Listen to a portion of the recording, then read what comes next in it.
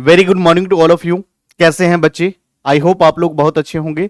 और जैसे कि लास्ट क्लास के अंदर हम अगर बात करें बिजनेस लॉ की, तो हम लोगों ने पार्टनरशिप के अंदर यूनिट नंबर सेकंड तक कर चुके हैं। तो आइए आज हम लोग जो है डिस्कस करने वाले हैं यूनिट नंबर थर्ड। उसके बारे में हम लोग बात करेंगे। बिजनेस लॉ की क्लासेस हैं, ये चैप्टर नंबर 4 है जहां पर हम लोग पार्टनरशिप की क्लासेस कर रहे थे। जहां पर हम बात अगर करें तो यूनिट नंबर थर्ड है, ये बहुत ज़्यादा इंपॉर्टेंट है आपके एग्जामिनेशन के लिए। और ये क्लास उन सभी बच्चे के लिए रिलेवेंट है जिनका एग्जाम जो है मई 2025 के लिए है। 25 में एग्जाम देने वाले हैं, वो सारे बच्चे जरूर देखें। और स्टार्टिंग से मैंने कॉन्ट्रैक्ट एक्ट करा चुका हूँ, सेल्स ऑफ गुड्स एक्ट भी मैंने कंप्लीट कराया है, और पार्टनरशिप एक्ट का भी जो ये लास्ट चैप्टर है यानी लास्ट यूनिट है मैं कह सकता हूँ। तो इस तरह से मैंने सभी करा है। जिन बच्चों ने नहीं देखा पहले जाकर के उसे देखें और उसके बाद इसे देख सकते हैं। चलिए तो एक बार हम लोग कंटेंट के बारे में डिस्कस करते हैं, क्या क्या हम कवर करने वाले हैं। तो चलिए फॉर्म्स के रजिस्ट्रेशन के बारे में हम लोग बात करेंगे बच्चे। उसके बाद हम लोग बात करेंगे फॉर्म्स के रजिस्ट्रेशन करना क्या मैंडेटरी है या नहीं है, क्या ये कंपलसरी है या ये ऑप्शनल है, क्या चीज़ है, उन सभी के बारे में हम लोग बच्चे डिस्कस करेंगे। चलिए तो उसके बाद हम लोग बात करें यहाँ पर इफेक्ट ऑफ रजिस्ट्रेशन, या कि रजिस्ट्रेशन कराओगे तो उसका इफेक्ट क्या होगा उसके बारे में चर्चा करेंगे। नॉन रजिस्ट्रेशन का इश्यूज क्या होता है उस सभी के बारे में डिस्कस करेंगे। और उसके बाद टाइप्स ऑफ फॉर्म डिजोल्यूशंस, यहाँ पर जो टाइप्स, क्या टाइप्स हैं जिस फॉर्म की जिसके थ्रू फॉर्म को डिजोल्यूशन कर सकते हैं। डिजोल्यूशन का मतलब एंड करना। और उसके बाद कोर्ट बेस्ड डिजोल्यूशंस के बारे में बात करेंगे। पोस्ट डिजोल्यूशन स्टेप्स के बारे में हम लोग चर्चा करेंगे। तो इस तरह से हमारा ये आज के क्लास का जो है कंटेंट रहने वाला है। तो चलिए हम लोग एक एक करके बच्चे समझते हैं। तो आइए सबसे पहले हम लोग बात करेंगे पार्टनरशिप रजिस्ट्रेशन फॉर्म। पार्टनरशिप का फॉर्म का रजिस्ट्रेशन के बारे में बात करते हैं बच्चे। क्या मुझे ये बताइए, क्या पार्टनरशिप फॉर्म का रजिस्ट्रेशन कराना क्या मैंडेटरी है? नहीं, ये कंपलसरी नहीं है। ये कभी भी करा सकते हैं, किसी भी स्टेज में करा सकते हैं। कराएंगे तो इसका अलग बेनिफिट है, नहीं कराएंगे तो आपको क्या क्या नुकसान को झेलना पड़ेगा। Non consequences of non registration of partnership form, उसके बारे में हम लोग डिस्कस करेंगे। आइए बच्चे तो सबसे पहले बात करेंगे अंडरस्टैंडिंग द प्रोसेस। क्या प्रोसेस है, बेनिफिट्स क्या है, कंसिक्वेंसेस क्या है of a partnership firm registration is essential for business owners. This presentation covers everything you need to know about registering your partnership firm in India. चलिए हम लोग बात करेंगे। तो यहां पर हम लोग बात करने वाले हैं कि प्रोसेस क्या है, बेनिफिट्स क्या है, कंसिक्वेंसेस क्या है पार्टनरशिप फॉर्म के रजिस्ट्रेशन के बारे में। आइए बच्चे, बहुत ज्यादा इंपॉर्टेंट क्लास रहने वाली है। चलिए तो लर्निंग आउटकम्स की अगर बात करें बच्चे, तो सबसे पहले हमें ये समझना होगा understanding how to register a partnership firm. बच्चे हमें ये समझने की जरूरत है कि फॉर्म को, पार्टनरशिप फॉर्म जो है उसे रजिस्ट्रेशन कैसे कराना है, कैसे हम रजिस्ट्रेशन करा सकते हैं, उसके बारे में चर्चा करेंगे। उसके बाद learn the effects of registration and non registration. बच्चे यहां पर क्या इफेक्ट होगा रजिस्ट्रेशन का और क्या इफेक्ट होगा non registration of partnership form, उन सभी के बारे में हम समझने वाले हैं। तो यहां पर अगर आप रजिस्ट्रेशन कराते हैं तो उसके बेनिफिट्स क्या है, और अगर आपकी फॉर्म नॉन रजिस्टर्ड है तो क्या होगा, उन सभी के बारे में डिस्कस करते हैं। Know the rights restricted due to non registration.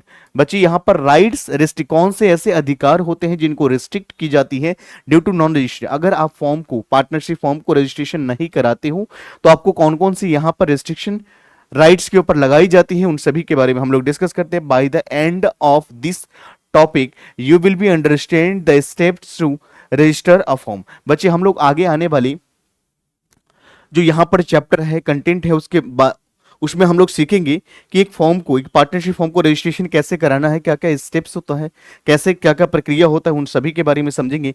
Consequences of not registering and when registered becomes necessary. बच्चे किस कंडीशन में आपको यहां पर बताया गया कि consequences of non registering of firm, यानी यहां पर क्या कंसिक्वेंसेस को हमें झेलना पड़ सकता है जब आपकी पार्टनरशिप फॉर्म रजिस्टर्ड नहीं है, और यहां पर व्हेन रजिस्टर्ड बिकम्स नेसेसरी, किस कंडीशन में आपका फॉर्म्स को रजिस्ट्रेशन कराना नेसेसरी और मैंडेटरी हो जाती है, उन सभी के बारे में समझते हैं। Example like registering your mobile SIM. आपको रजिस्टर करना पड़ेगा अपने मोबाइल सिम को to access all the telecom benefits. Firm also need registration to enjoy full legal right. बिल्कुल सही बात है। जिस तरह से अगर आप एक मोबाइल परचेज करते हो, एक मोबाइल अगर आप लेते हो, या मैं कह सकता हूं कि like registering your mobile SIM, अगर आप अपने मोबाइल का सिम का रजिस्ट्रेशन जब तक नहीं करोगे तब तक ये जो है एक्सेस सिम का जो होता है टेलीकॉम का बेनिफिट जो है आपको नहीं मिलेगा। तो रजिस्ट्रेशन कराना जरूरी होता है। इस तरह से अगर पार्टनरशिप फॉर्म को रजिस्ट्रेशन कराते हो तो बहुत सारा लीगल राइट्स जो है आपको मिल जाती है। समझ में आ गया, क्लियर है पॉइंट्स। चलिए एनिमेशन के थ्रू आप देख पा रहे होंगे बच्चे। चलो आगे बढ़ेंगे और हम लोग बात करते हैं एप्लीकेशन ऑफ रजिस्ट्रेशन। बच्चे एप्लीकेशन ऑफ रजिस्ट्रेशन की अगर बात करें, सेक्शन नंबर 58 क्या कहता है उसके बारे में हम लोग डिस्कस करेंगे। आइए एप्लीकेशन रजिस्ट्रेशन के एप्लीकेशन के बारे में चर्चा करते हैं। सबसे पहले हमें एप्लीकेशन को सबमिट करना पड़ेगा और उसके बाद सबमिट के बाद क्या करना पड़ेगा, इंक्लूड रिक्वायर्ड इंफॉर्मेशन और ऑब्टेन सिग्नेचर्स। तो यानी इस पे ध्यान रखना है कि एप्लीकेशन क्या हो सकता है रजिस्ट्रेशन का। पार्टनरशिप फॉर्म को रजिस्ट्रेशन कराने के लिए क्या एप्लीकेशन होता है, सेक्शन 58 डिफाइन करता है। नंबर 1, सबसे पहले हमें एप्लीकेशन को सबमिट करना पड़ेगा, यानी application submitted to registrar of the firm. यानी यहां पर अगर बात करें ROF यानी रजिस्ट्रार ऑफ फॉर्म की बात करें बच्चे, सबसे पहले एप्लीकेशन को सबमिट करना पड़ेगा registrar of the form. Second, include required information की बात करें, फॉर्म्स मस्ट इंक्लूड, क्या क्या आना चाहिए इस फॉर्म के अंदर, क्या क्या चीजें इंक्लूड करना चाहिए उसके बारे में समझेंगे। सबसे पहला फॉर्म्स नेम आना चाहिए, बिजनेस के एड्रेस आना चाहिए, नेम्स ऑफ पार्टनर्स आना चाहिए, डेट ऑफ ज्वाइनिंग आना चाहिए, ड्यूरेशन आना चाहिए और एटसेट्रा, ये सारी चीजें आना चाहिए। समझ गए।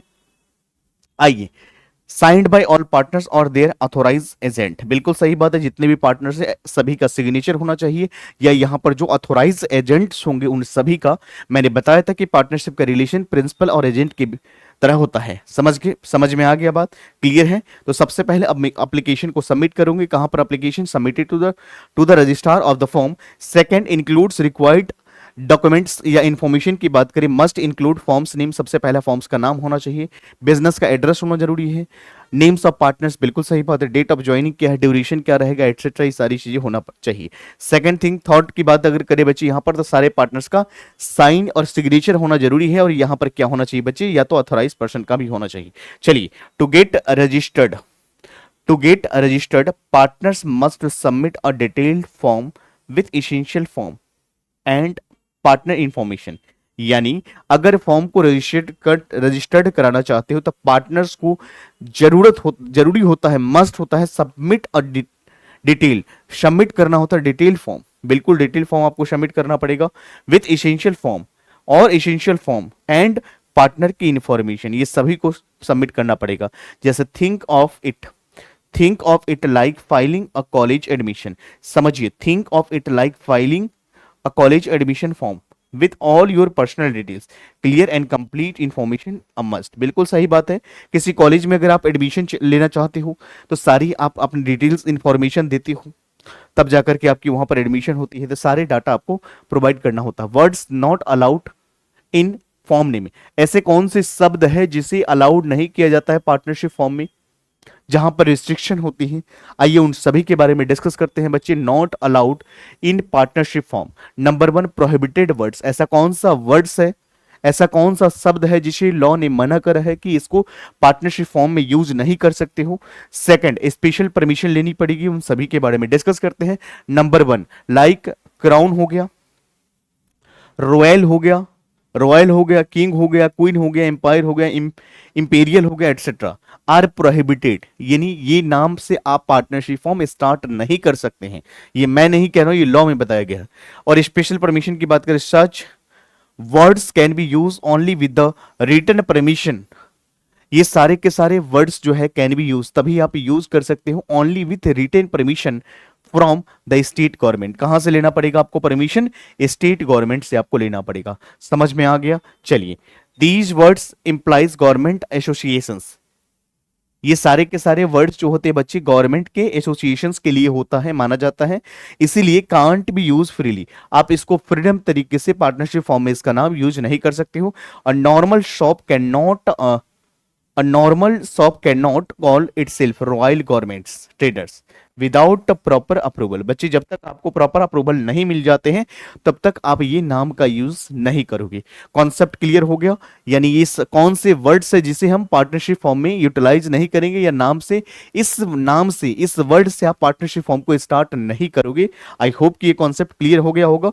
चलो हम लोग आगे बात करेंगे बच्चे, उसके बाद हम लोग बात करते हैं यहां पर। आइए, सबसे पहले कंप्लीट रजिस्ट्रेशन, बच्चे आपका रजिस्ट्रेशन कंप्लीट कब माना जाएगा, आइए हम सेक्शन 59 के अंदर डिस्कशन करने वाले हैं, जहां पर मैंने अभी जस्ट आपको बताया था कि एप्लीकेशन को सबसे पहले सबमिट करोगे, registrar records details certificate issue करी जाएगी, इफेक्टिव डेट कब से माना जाएगा, इन सभी के बारे में हम लोग डिस्कस करते हैं। तो आपका रजिस्ट्रेशन कंप्लीट कब माना जाएगा, सेक्शन 59 डिफाइन करता है। नंबर 1, एप्लीकेशन को सबमिट करना पड़ेगा, application with all required details are submitted. बच्चे यहां पर जितने भी एप्लीकेशन के साथ रिक्वायर्ड डिटेल्स हैं उन सभी को आप सबमिट करेंगे। सेकंड, रजिस्ट्रार रिकॉर्ड्स डिटेल, यानी रजिस्ट्रार के रिकॉर्ड्स डिटेल्स की अगर बात करें तो registrar enters details into the registrar of the form, registrar enter करते हैं details into the registrar of the form. उसके बाद सर्टिफिकेट इशू की जाती है, यानी सर्टिफिकेट का मतलब क्या होता है बच्चे, a certificate of registration is issued, यानी आपने रजिस्ट्रेशन कराया उसके लिए आपको एक सर्टिफिकेट इशू करा जाएगा। इफेक्टिव डेट कब माना जाएगा, effective from date of the application submission, जब से आपने एप्लीकेशन को सबमिट करा है उस डेट से आपका इफेक्टिव माना जाएगा। वंस द रजिस्ट्रार एक्सेप्ट, एक बार अगर रजिस्ट्रार एक्सेप्ट कर लेगा, your firm is registration is complete valid from the date of applied, ये उस दिन से माना जाएगा जिस दिन से आपने अप्लाई करा। फॉर एग्जाम्पल लाइक बुकिंग और ट्रेन टिकट ऑनलाइन, अगर आप ट्रेन का टिकट ऑनलाइन बुकिंग करते हो, your seat is confirmed from the time of payment, बिल्कुल सही बात है। Even if the confirmation email comes later, बिल्कुल सही बात है। अगर आप ऑनलाइन ट्रेन का टिकट बुक करते हो तो आपका सीट कंफर्म हो जाता है जैसे ही आप पेमेंट करते हो। Even it confirmation email comes after, अगर मेल अगर आपको बाद में भी आएगा तो आपका कंफर्मेशन हो चुका है क्योंकि पेमेंट हो चुका है, उसी दिन से कंप्लीट माना जाएगा। कॉन्सेप्ट क्लियर है। लेट रजिस्ट्रेशन का मतलब क्या होता है बच्चे, सेक्शन 59A के अंदर बताया गया है क्या लेट रजिस्ट्रेशन होता है, यानी registration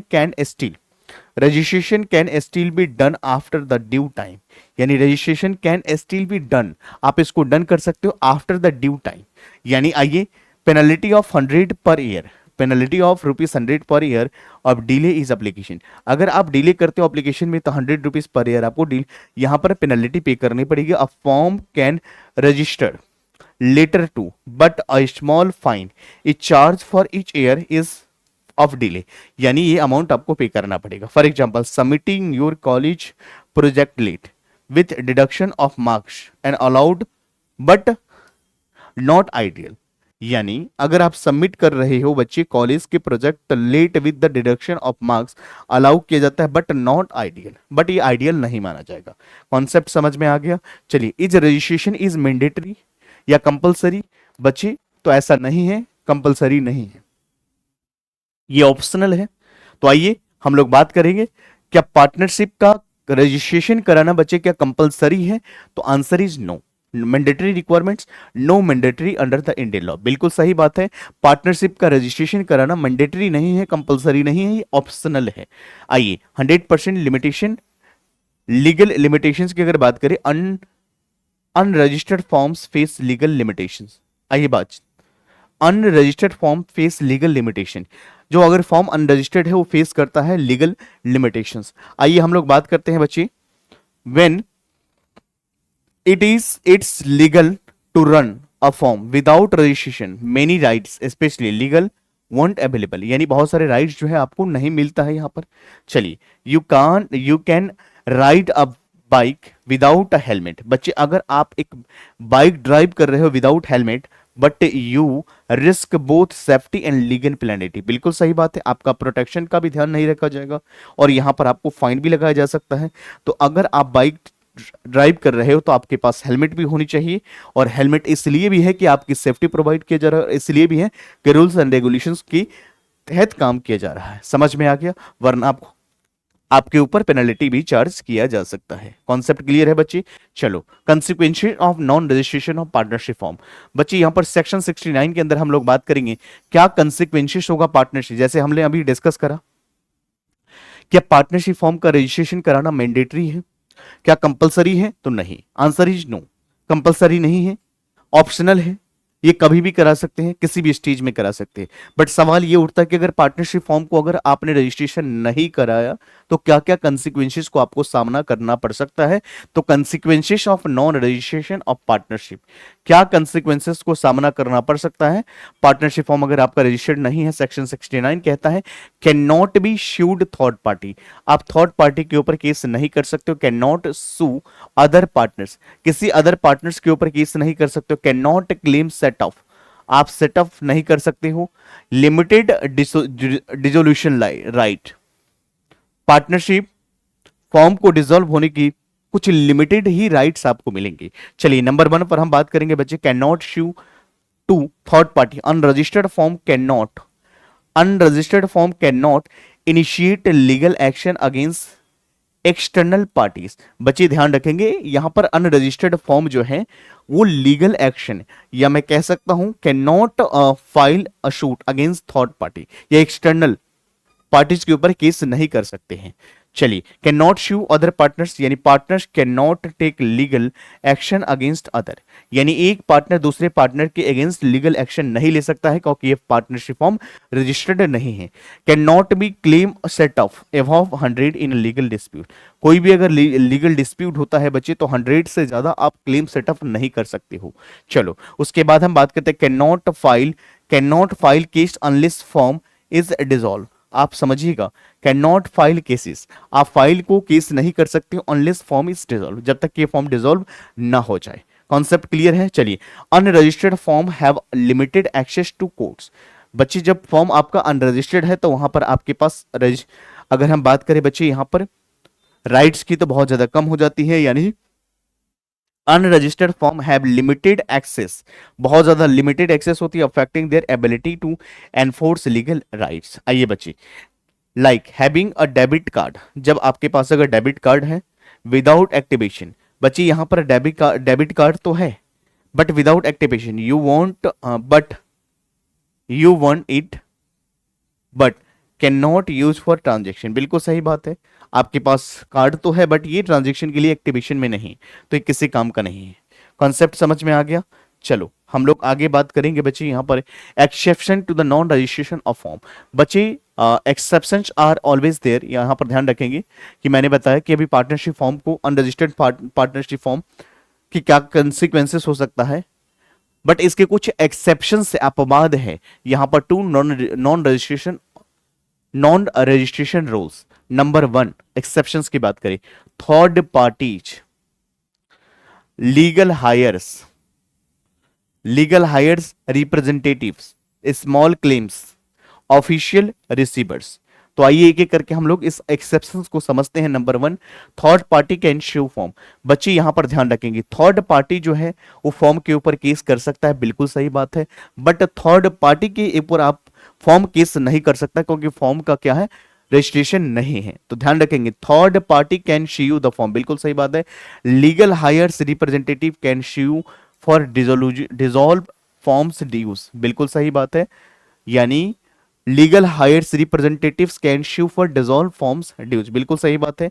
set off allowed if claim is set off allows if claim is less than 100, बिल्कुल सही बात, अगर उससे कम है तभी आप कर सकते हो। ऑफिशियल रिसीवर्स यानी court appointed can take legal action, यानी ऑफिशियल रिसीवर वो पर्सन होते हैं जो यहां पर ऑफिशियल रिसीवर की बात करें तो कोर्ट अपॉइंट करता है लीगल एक्शन के लिए। कॉन्सेप्ट समझ में आ गया ये सारे एक्सेप्शंस? चलो, some rights are still available specially to outsider और in case of dissolve of the firm, बिल्कुल सही बात है, ये आउटसाइडर के पास अधिकार होता है। जैसे a friends may still ask for borrowed money back even you haven't officially signed an IOU। Concept clear है बच्चे? चलो हम लोग आगे बात करेंगे मीनिंग ऑफ डिजोल्यूशंस। बच्चे डिजोल्यूशन का वर्ड का मतलब क्या होता है इसके बारे में हम लोग समझेंगे। सेक्शन 39 डिफाइन करता है क्या मतलब होता है डिजोल्यूशन। आई होप आप लोग अकाउंट्स के बच्चे हैं तो आपको ये चीज पता होना चाहिए कि डिजोल्यूशन का मतलब क्या होता है। समझिए, तो डिजोल्यूशन ऑफ फॉर्म की अगर बात करें, it means the legal relationship between all partners comes to end. ध्यान रखेंगे इस पॉइंट्स का, आइए यहां पर समझिएगा, यहां पर ध्यान से देखोगे आप, यहां पर डिजोल्यूशन ऑफ फॉर्म का मतलब होता है लीगल जो रिलेशनशिप होना चाहिए between all partners are comes to end, यानी खत्म हो जाता है। यहां पर the firm stops its business permanently, यानी यहां पर फॉर्म जो है स्टॉप कर देता आपके बिजनेस को परमानेंटली।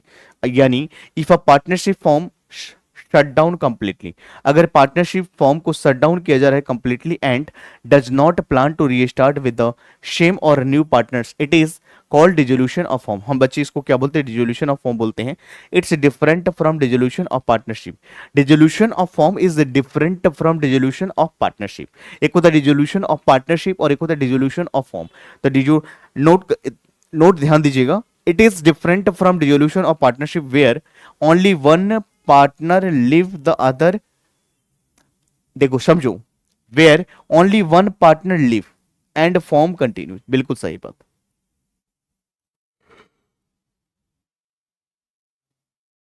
यानी यहां पर यह बताया गया है कि if partnership firm shut down completely and does not plan to restart with the same or new partners, it is called dissolution of firm. यानी it is different from the dissolution of partnership where one only one partner leaves firm, एक व्यक्ति यहां form से leave कर रहा है, बाकी इनका इसका फॉर्म क्या है? कंटिन्यू चलेगा। कॉन्सेप्ट समझ में आ गया? चलो, डिसोल्यूशन वर्सेस डिसोल्यूशन, आइए, dissolution versus dissolution of partnership. यानी डिसोल्यूशन, एक होता है डिसोल्यूशन ऑफ फॉर्म और एक डिसोल्यूशन ऑफ पार्टनरशिप। अभी जस्ट हमने समझा कि both are different from each other, the dissolution of firm और यहां पर क्या दे रखा? Dissolution of partnership. आइए, दोनों के बीच में क्या डिफरेंस है?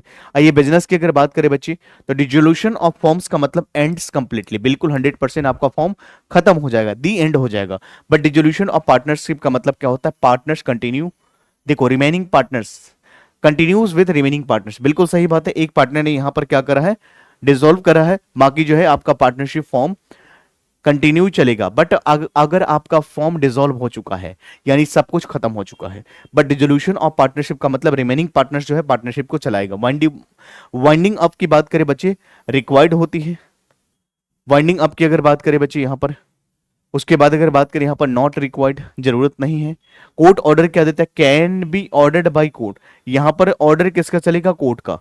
कोर्ट कैन नॉट इंटरफेयर, बच्चे यहां पर डिसोल्यूशन ऑफ पार्टनरशिप में कोर्ट इंटरफेयर नहीं करेगा, बट डिसोल्यूशन ऑफ फॉर्म में करेगा।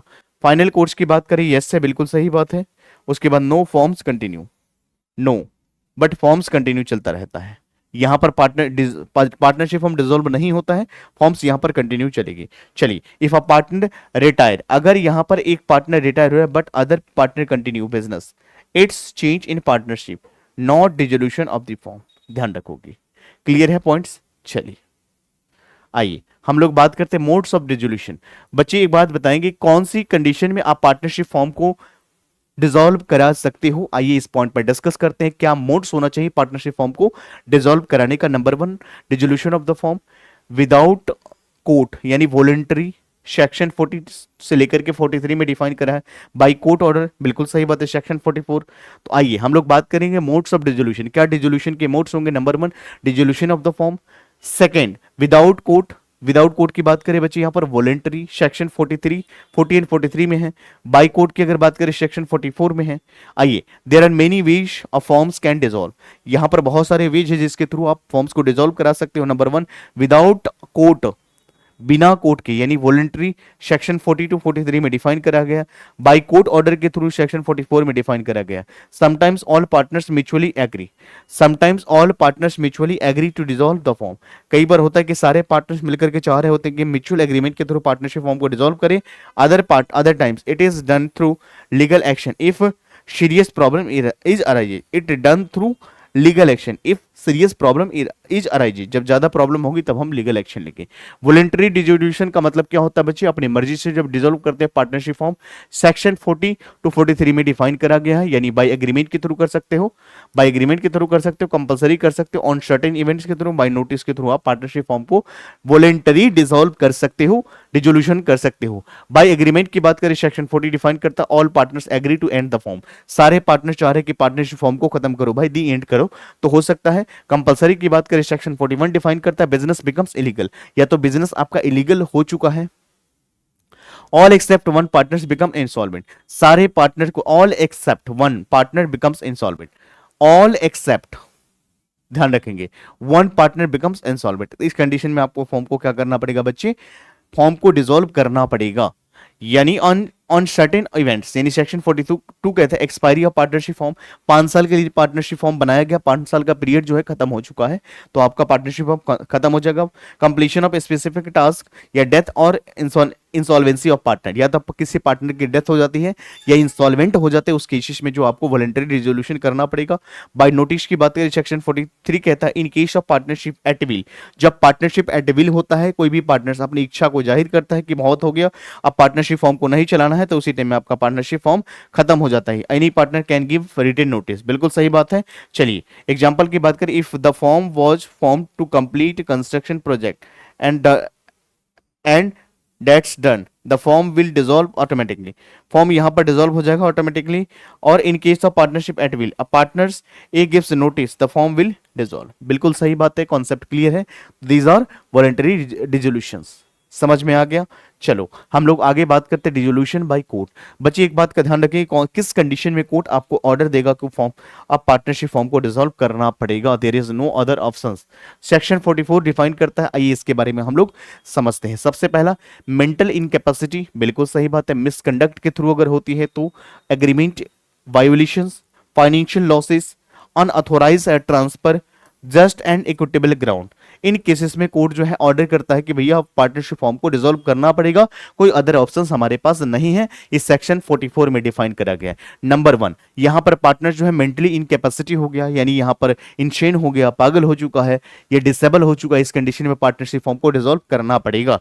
नंबर 1, अ पार्टनर बिकम्स इनशेन और इनकेपेबल वर्किंग, यानी वर्किंग कंडीशन में नहीं है, तो उस कंडीशन में आपको पार्टनरशिप फॉर्म को डिसॉल्व करना पड़ेगा, कोर्ट यहां पर ऑर्डर देगा। एग्रीमेंट वायोलेशन का मतलब partner consistently break the agreement, बच्चे जो यहां पर जो है पार्टनर जो है कंसिस्टेंटली ब्रेक कर रहा है एग्रीमेंट को, इस कंडीशन में हमें क्या करना पड़ेगा, पार्टनरशिप फॉर्म को डिसॉल्व करा, इस कंडीशन में पार्टनरशिप फॉर्म को कोर्ट जो है ऑर्डर देता है डिसॉल्व के लिए। Financial losses, the firm faces continue losses, हर साल बिजनेस को लॉस हो रहा है, यानी आगे भी उम्मीद नहीं लग रहा है कि प्रॉफिट होने वाला है, उस कंडीशन में कोर्ट यहां पर ऑर्डर देगा पार्टनरशिप फॉर्म को डिसॉल्व कराने का।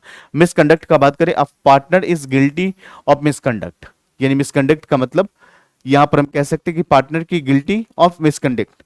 अनऑथोराइज ट्रांसफर की अगर बात करें बच्चे, a partner transfer his interest to outside, यहां पर एक पार्टनर जो है ट्रांसफर कर सकता है हिज इंटरेस्ट टू आउटसाइड, उस कंडीशन में कोर्ट आपको ऑर्डर दे सकता है just and equitable, it become unfair and impossible to continue, यानी इट बिकम्स अनफेयर, अगर अनफेयर है और इम्पॉसिबल है, इम्पॉसिबल टू कंटिन्यू, बिल्कुल सही बात है, तो ये बात का ध्यान रखेंगे। तो ये सारे के सारे डिसोल्यूशन बाय कोर्ट की अगर बात करें तो यहां पर कुछ पॉइंट्स हैं जिसके वजह से आपका पार्टनरशिप फॉर्म डिसॉल्व हो सकता है। A partner can ask the court dissolve the form if any of this condition occur, if one partner is cheating customers, misbehaving, the court may dissolve the form, request on other partners। बच्चे ध्यान रखेंगे, एक partner जो है customer के साथ cheat कर रहा है, मिसबिहेव कर रहा है, तो कोर्ट को बाकी पार्टनर ने क्या करा, नोटिस दिया और बोला कि फॉर्म को डिसॉल्व कराओ, तो फॉर्म डिसॉल्व कर सकता है ऑन द बेसिस ऑफ या on the request of other partners. Concept clear है बच्चे। द डिसोल्यूशन ऑफ कोर्ट का मतलब मेंटली इनकैपेसिटी में होता है, एग्रीमेंट वायोलेशन में, फाइनेंशियल लॉसेस दिख रहा है, मिसकंडक्ट के थ्रू होता है, अनऑथोराइज ट्रांसफर हो रहा है, जस्ट एंड इक्विटेबल ग्राउंड के बेस पर आप क्या करते हो, पार्टनरशिप फॉर्म को डिसॉल्व करा सकते हो। कॉन्सेप्ट क्लियर है। आइए कुछ एग्जांपल की हम बात करते हैं, कुछ सिचुएशन को हम लोग समझते हैं जिससे कि आपको चीजें सही तरीके से समझ में आना चाहिए। आइए नंबर 1, मेंटल हेल्थ इश्यू की बात करें, one partner becomes mentally unstable, यानी मेंटल हेल्थ इश्यूज की बात करें, one partner becomes mental unstable, court में डिसॉल्व, बच्चे यहां पर कोर्ट डिसॉल्व के नोटिस दे सकता है। Legal problems, business becomes illegal, business आपका बिजनेस क्या हो चुका है बच्चे, इलीगल हो चुका है, कोर्ट जो है आपको डिसोल्यूशन के लिए कंपलसरी बोलेगा कि पार्टनरशिप फॉर्म को डिसॉल्व करा लो। पार्टनर्स के बीच में कन्फ्लिक्ट हो रहा है, युद्ध हो रहा है, झगड़ा हो रहा है, constant quarrels and broken trust, firm can't work. बच्चे यहां पर ध्यान रखेंगे, पार्टनर के बीच में कन्फ्लिक्ट चल रहा है, उस कंडीशन में भी क्या हो सकता है, फॉर्म आपका, यानी जहां पर भरोसा टूट रहा है तो वहां पर फॉर्म कांट वर्क नहीं करेगा। फाइनेंशियल फेलियर की बात करें, कंटिन्यूस लॉसेस, हर साल नुकसान को सामना करना पड़ रहा है, तो हमें आगे भी लग रहा है with no hope of profit, तो फॉर्म्स को जो है खत्म करना है। समझ में आ गया। आइए, when personal issues, legal reason, financial failures affect the firms working, it's the better to shut down the through proper steps. तो ये सबसे अच्छा विकल्प हो सकता है जहां पर फॉर्म्स एक सही तरीका से निर्णय ले डिसोल्यूशन के लिए। कॉन्सेप्ट समझ में आ गया। चलिए, कंसिक्वेंसेस ऑफ डिसोल्यूशन। बच्चे, आपका फॉर्म जो है डिसोल्यूशन हो सकता है, इसके क्या क्या कंसिक्वेंसेस है? कंसिक्वेंसेस क्या होगा अगर पार्टनरशिप फॉर्म आपका डिसॉल्व हो गया मान लीजिए, तो क्या कंसिक्वेंसेस को सामना पड़ेगा, करना पड़ेगा? सेक्शन जो है 45 से लेकर के सेक्शन 49 में डिफाइन करा गया। Number 1, continued liability. किसका कंटिन्यूड लाइबिलिटी रहेगा? Partners remain liable for act until public notice is given. जब तक अगर मान लीजिए एक्टिव पार्टनर पब्लिक नोटिस नहीं देता है, तब तक वो क्या बाहर अगर मान लीजिए कोई पार्टनर जो है बाहर थर्ड पार्टी के साथ अगर डील कर रहा है तो उसके लिए लाइबल रहेगा। तो अगर पार्टनरशिप के जो अगर मैं कह सकता हूं कि डिसॉल्व हो चुका है, उसके बाद आपको एक पब्लिक नोटिस देकर के बता देना चाहिए कि आज के बाद से इस पार्टनरशिप फॉर्म का हम पार्टनर नहीं रहे, जिसके थ्रू आप क्या हो सकते हैं, बच सकते हैं आगे होने वाले लाइबिलिटीज पे। डेप्ट सेटलमेंट की बात करें, firms asset are use to pay its डेप्ट। बिल्कुल सही बात है, फॉर्म की संपत्ति को हम यूज कर सकते हैं अपने डेप्ट्स को चुकाने में। एसेट डिस्ट्रीब्यूशन की बात करें, if anything remains it is divided among the partner. अगर कुछ भी चीजें बच जाता है तो हम पार्टनर्स के बीच में डिसॉल्व करेंगे, हम इसको डिस्ट्रीब्यूट करेंगे। सेपरेट हैंडिंग की बात करें, पर्सनल एंड फॉर्म्स डेप्ट आर हैंडेड सेपरेटली। बिल्कुल सही बात है, पर्सनल और फॉर्म के जो है यहां पर डेप्ट्स है, उन दोनों को अलग अलग करके आपको करना पड़ेगा। Even the firm stop business, even the firm stop business, creditor must be paid, partner should be give public notice to avoid future liability. यहां पर जो एक्टिव पार्टनर है उन्हें एक पब्लिक नोटिस देना पड़ेगा कि आज के बाद से मैं इस फॉर्म का पार्टनरशिप नहीं रहा, पार्टनर्स नहीं रहा, तब वो पब्लिक नोटिस देगा तो आगे जो है कुछ भी अगर फ्यूचर में कोई अगर लाइबिलिटी होगा उसको अवॉइड कर सकता है। चलो बच्चे, उसके बाद हम लोग बात करते हैं सेटलमेंट ऑफ अकाउंट्स। क्या मतलब होता है सेटलमेंट ऑफ अकाउंट का? बात करें अगर बच्चे तो सेक्शन नंबर 48 में डिफाइन करा गया सेटलमेंट ऑफ अकाउंट। किस तरह से पार्टनरशिप अकाउंट्स को सेटलमेंट की जाती है उसके बारे में हम लोग डिस्कस करते हैं। ये प्रक्रिया तब जारी होती है जब आपका पार्टनरशिप फॉर्म डिसॉल्व हो चुका होता है। नंबर 1, लॉस की payment. If form from forms profits capital personal contribution. उसके बाद आउटसाइड क्रेडिटर की बात करें, पेड फर्स्ट फ्रॉम एसेट्स। सबसे पहले हमें आउटसाइडर को पे करना पड़ेगा बच्चे, ध्यान रखेंगे। पार्टनर लोन की अगर बात करें बच्चे यहां पर, तो paid after outside creditor. Partners की अगर बात करें बच्चे, पे करना पड़ेगा आफ्टर आउटसाइड क्रेडिटर। तो पार्टनर लोन की बात करें, पेड आफ्टर आउटसाइड क्रेडिटर। बिल्कुल सही बात है। कैपिटल रिटर्न की बात करें बच्चे यहां पर, the remaining balance shared in profit, PSR ratio में। यहां पर पीएसआर के रेशियो में आप डिस्ट्रीब्यूट करोगे। तो ये सारे के सारे पॉइंट बन सकते हैं कब? जब आपको सेटलमेंट करना है अकाउंट को। यानी if 50,000 is left, if 50,000 rupees is left after paying creditors and partners, A and B share जो 3:2, they will get 30,000 and 20,000 respectively. आइए बच्चे यहां पर हम लोग कुछ पॉइंट्स को समझते हैं which are very very important from your exam perspective, और ये पॉइंट्स को आपको ध्यान देना जरूरी है। आइए बच्चे हम लोग यहां पर समझते हैं, आइए इस पॉइंट को समझेंगे बच्चे। सबसे पहले हम लोग बात करते हैं यहां पर, आइए समरी में डिजोल्यूशन का मतलब क्या होता है, इन सभी के बारे में हम लोग समझते हैं। आइए हम लोग बात करते हैं बच्चे यहां पर, आइए dissolution ends the form completely. जब आपका फॉर्म डिसॉल्व होता है तो कंप्लीटली होता है, डिजोल्यूशन एंड्स, डिजोल्यूशन से 100% आपका फॉर्म खत्म हो जाता है। Not just one partner, can happen by mutual agreement, court order और लॉ।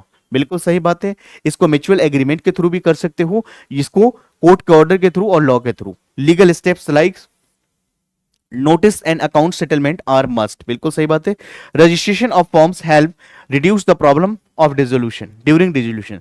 रजिस्ट्रेशन अगर फॉर्म को कराते हो तो उससे हेल्प मिलता है रिड्यूस करने में problem during the dissolution. Even after breakup, closing of the firm needs to proper methods like giving public notice and clearing all financial matters। Concept clear है बच्चे? चलो हम लोग आगे बात करेंगे। आज की क्लास की अगर बात करें हम लोगों ने क्या समझा, उन सभी के बारे में एक बार रिकैप हम लोग लेते हैं। नंबर 1, फॉर्म की रजिस्ट्रेशन के प्रोसेस के बारे में समझा, जहां पर हमने बात करा form registered with registrar by, form को रजिस्ट्रेशन कराना पड़ेगा registrar by the filing a prescribed form with the all necessary details. जो नेसेसरी डिटेल्स क्या होगा उसके बारे में हम लोगों ने डिस्कस करा है, आप इसको बैक करके देख सकते हो। कंसिक्वेंसेस ऑफ नॉन रजिस्ट्रेशन, अगर आपका पार्टनरशिप फॉर्म अगर अनरजिस्टर्ड है यानी रजिस्ट्रेशन नहीं हो रखा है तो क्या क्या आपको कंसिक्वेंसेस झेलना पड़ेगा।